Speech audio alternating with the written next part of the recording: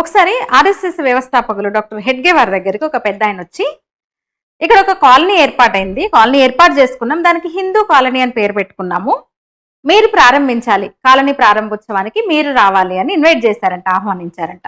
అప్పుడు హెడ్గే వారు అన్నారంట, హిందూ కాలనీ ఏంటి, అదెందుకు పెట్టారు, ఆ పేరు ఎందుకు పెట్టారు, కొత్తగా హిందూ అని ఎందుకు చెప్పుకోవాలి, ఇది హిందూ రాష్ట్రమే కదా, ఇది హిందుస్థానే కదా, ఇది హిందూ దేశమే కదా, ఈ దేశంలో ఉన్న వాళ్ళందరం కూడా హిందువులమే కదా, మళ్ళీ కొత్తగా హిందూ కాలనీ అని ఎందుకు అంత ప్రత్యేకంగా ఆ పేరు పెట్టినట్టు అన్నారంట.